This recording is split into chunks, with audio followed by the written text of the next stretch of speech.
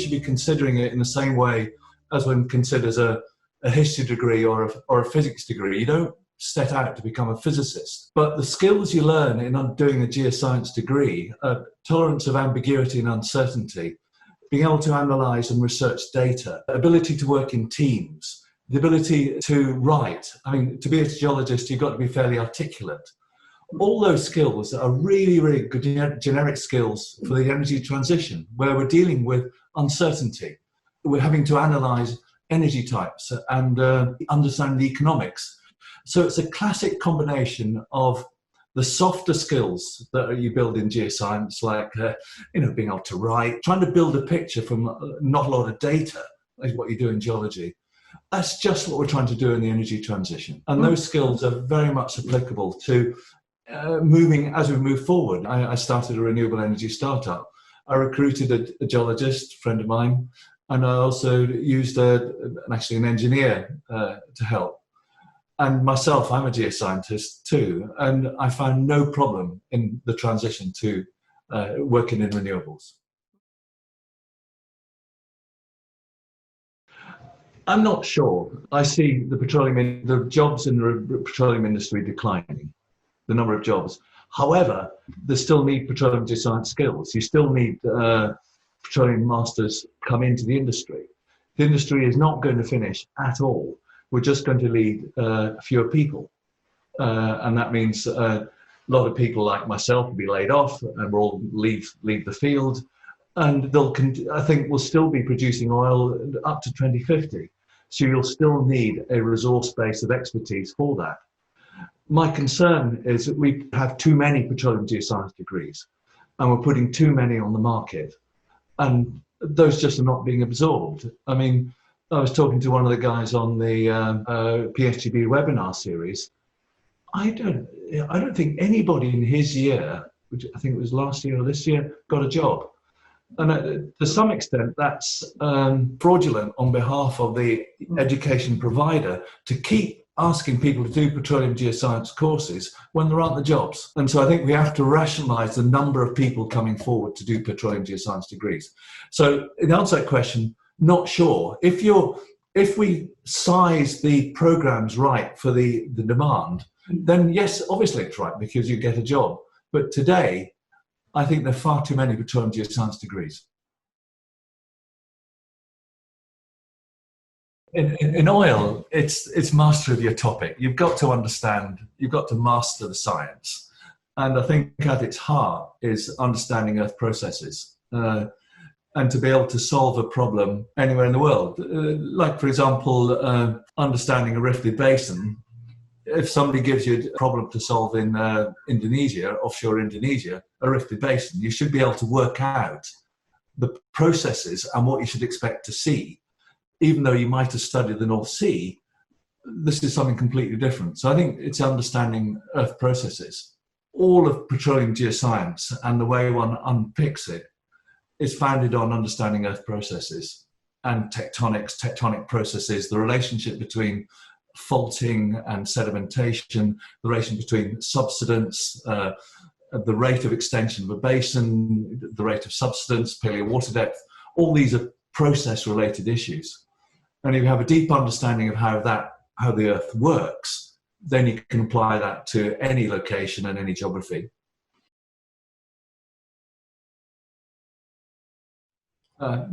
Be adaptable and flexible about what you're looking for and really understand what's driving you, what's your purpose. I think the concern is that when you do a geoscience degree, you love the subject. It is, geology is something which you can get into your heart and get very passionate about. And so you come out of geology all fired up in geology and looking for a career in geology. And I think many of us would be disappointed in there aren't the jobs. And so I think it's beginning to think through really what you want from your life and your purpose, and being flexible and adaptable to that. There are really good careers you can carve in a whole range of other. I think the great thing today is probably the issue. The problem facing young people is choice. There's so many. The options are so huge out there. And I think with a geoscience degree, if you treat it as a skills development degree, you can apply it to a whole load of things. Yeah, it's being adaptable and open-minded to what you might end up doing, but perhaps think about purpose. What do I want to achieve? That's certainly helped me latterly about defining my purpose. It's been really useful.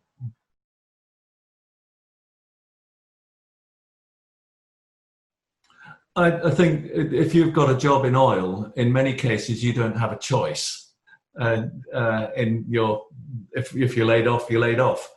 And I think if you're laid off, then it's the time to look for, then it's a chance to change direction. Clearly, if you're laid off and you've got a petroleum geoscience degree, your first point to look for a job is back in the oil industry. But today that's going to be quite hard unless you've got very special niche skills. So this is about looking broader to that. And I think you may be forced to have a change of direction. And hence what I was saying earlier about being adaptable, being flexible, all apply. I have to admit, this debate on the crew change, I've found a bit of a fallacy, actually. All this stuff we hear about the loss of experience, the grey hairs and such like, hasn't happened. And what tends to happen is as they get shortages, the salaries go up. There was a time about 10 years ago with a really short of drilling engineers. The price of drilling engineers goes up, so you get more people coming into the profession. The market tends to sort things out. And I tend to find the crew change is almost people like me saying there's a crew change to protect my job, whereas in actual fact, we should be cleared out and let the young people take over. Because when I look back to us, when I came into the industry in 1978 in the North Sea, there weren't old people. We invented the industry. So I think we overestimate the amount of experience we have and underestimate the amount of skills in young people. I think we should step aside. Young people are fine.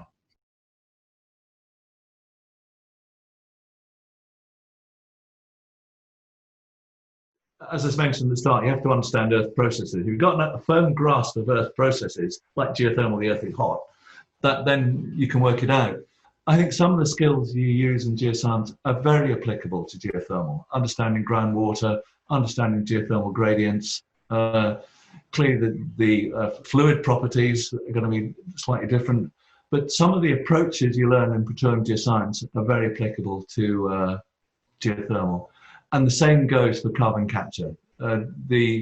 Understanding reservoir, pore pressures, yada, yada, yada, all the skills you learn in petroleum are applicable to subsurface for CCS.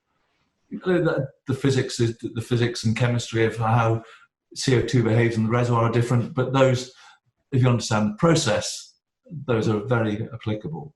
If you go further into mining, a very different skill set. I had a long conversation with my brother's also a geologist, 2 years younger than me, did a career in mining.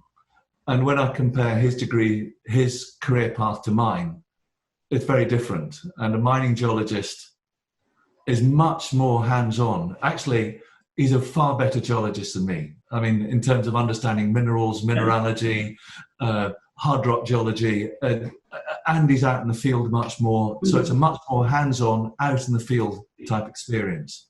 Whereas an oil geologist, you work in front of a workstation. It's a computer, very much a digital geoscience, digital-based career. And then you go to the field to look at that and then apply it to the subsurface and in seismic. Minerals is very different. And if you want to transition to minerals, then clearly you have to relearn and go to a master's program to relearn that to go into another degree. I think in geothermal, CCS, absolutely, there's a straight fit. And I worry a bit that people are offering, I don't know, master's programs in CCS. I'm not sure that's necessary. I think if you understand Earth processes and how petroleum geoscience works, it shouldn't be much to retrain or to pick up how CCS works.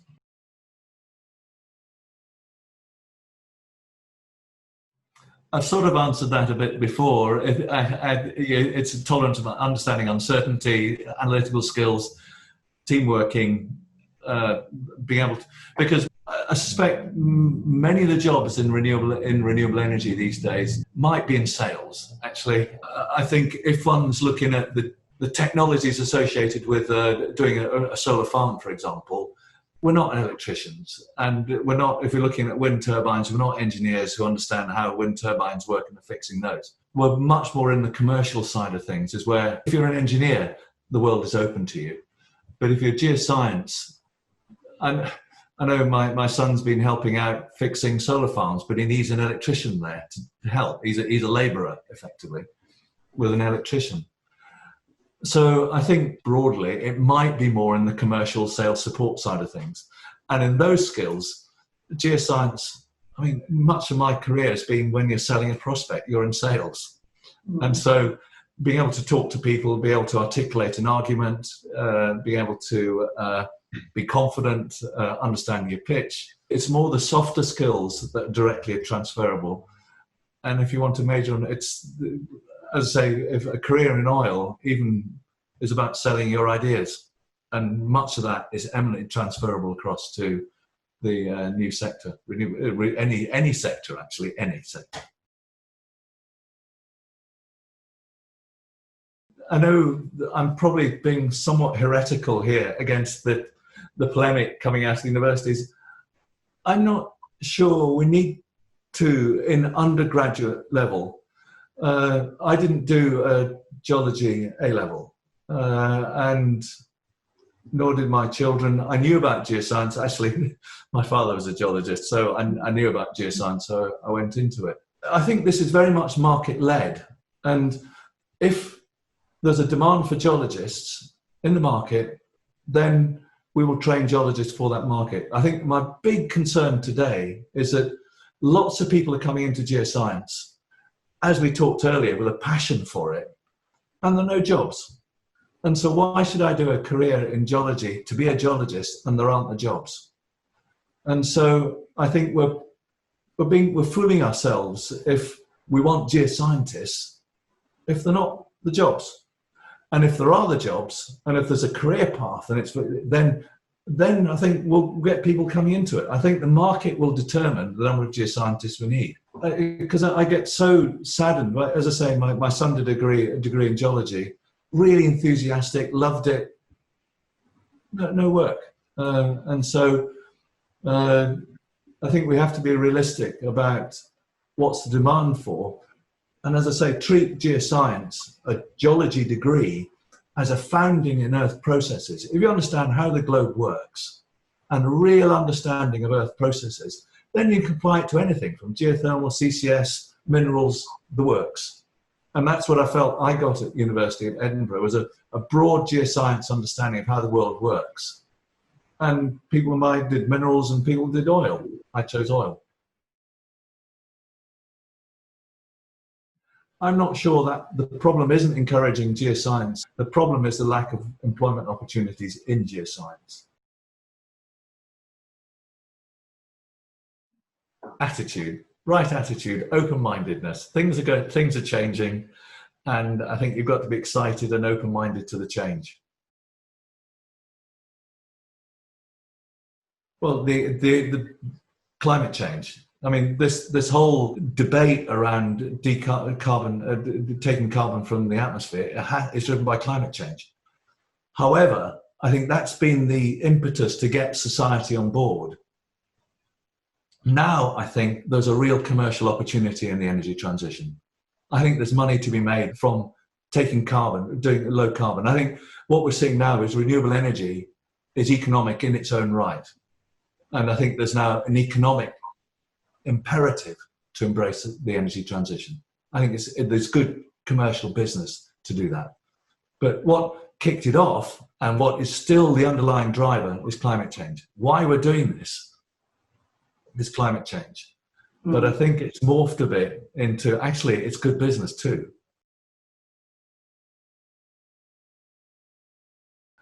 I am not sure on that. I've set up a new business, Blue Energy, to help companies with the energy transition and to help embrace the energy transition. But in terms of putting this proposition to the market, I've heard two viewpoints. One is, no chance. The old companies have got no money. They'll just hunker down and wait till the storm blows over, oil price will rise and things will carry on as before. Or two, this will be a stimulus to change. and need to change your thinking. This is peak demand. The transition is accelerating.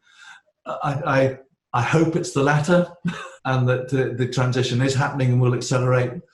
But some companies, I think, still think that the storm will blow over and we'll go back. The oil price will rise, and we'll be happy days again for the oil industry. I don't know. I'm not sure. I bet my company on there is a change. The pitch that I'm putting out now is that every oil company has to know it stands towards the energy transition, and has to know what the alternatives are and what the commercial opportunities are.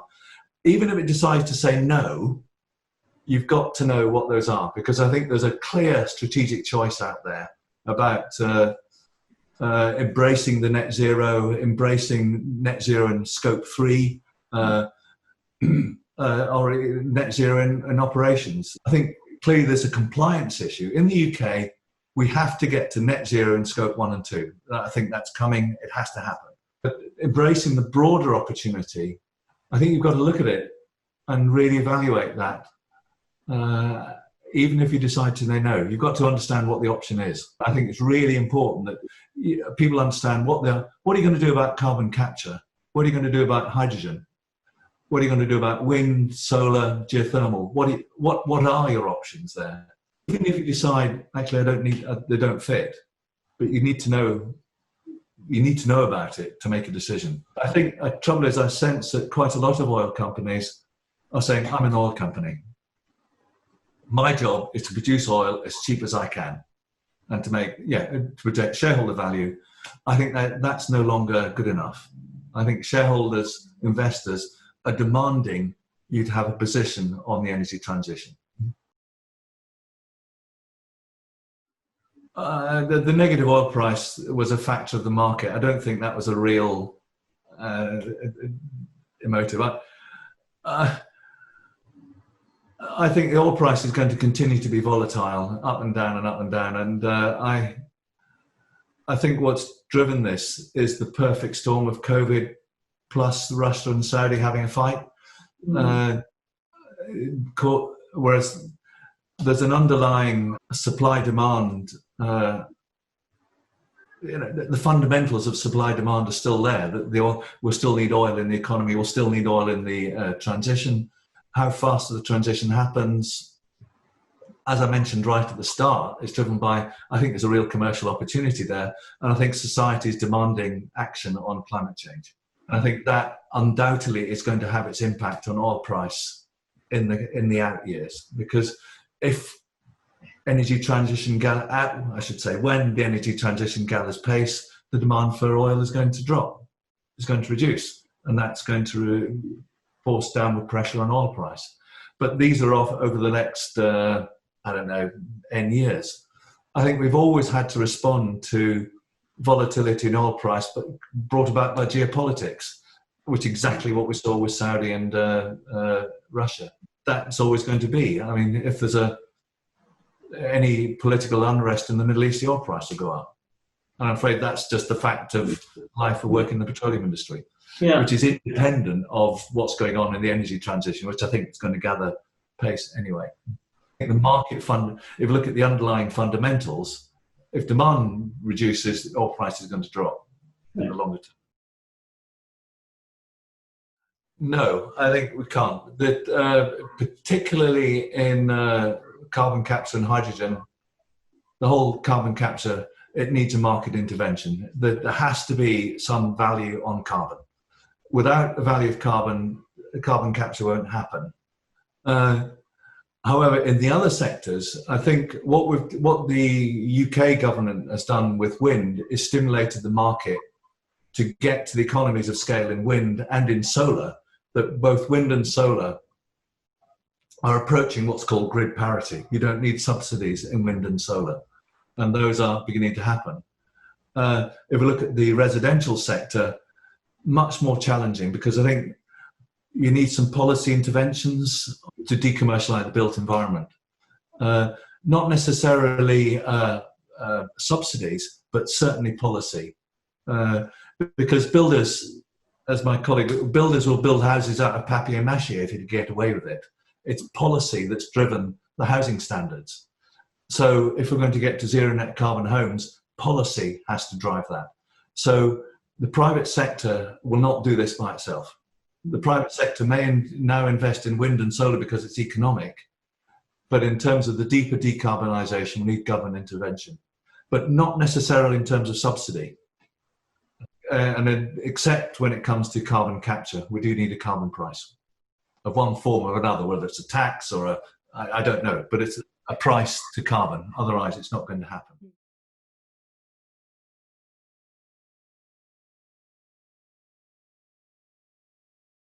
Absolutely. I think this changing working practice, it's certainly going to transform the way that I do my business.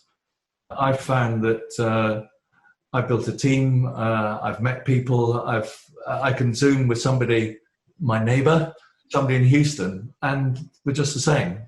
And so I think this has transformed the way that I feel I'm going to work. And I just noticed that throughout my colleagues. I've been talking to a law firm, they're all working from home. A wind engineering consultancy, they had a big office near Waterloo. It's nearly empty now. I think it's going to transform the way we work. I think people like me are going to make our choices, actually. Trains, the requirement for public transport, I suspect, is going to decline. Office space in London is going to decline.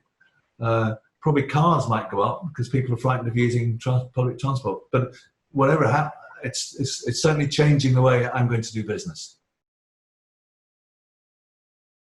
It's not directly applicable to me. I'm just starting out. But my observation is I don't think the oil industry is explicitly doing anything about this. Training. What disturbs me a bit is that you look at the North Sea, the 280,000 jobs in the North Sea. The employment has gone down, I think, by 30,000 this last year because of COVID. You look also at Rolls-Royce, because of the decline in the aerospace industry, 9,000 jobs laid off. All those are really high quality engineers. And then on the other side, if you look at the growth, what the government is trying to do is encourage the built environment, encourage it build back better, jobs in building, jobs in promoting solar, heat pumps and all the rest of it, which will require new work, new employment. What I'm not seeing is those 280,000 jobs in the North Sea, are they going to be directly into those new jobs? I don't think they are. What's sad is I think we'll see what's happened in the coal industry, that you'll shut down coal towns and jobs are going to come up elsewhere. I don't see a mapping of, okay, I'm a mechanical engineer working on, I don't know, Forties Bravo, coming near to abandonment. How do you transition straight to be a heat pump plumber?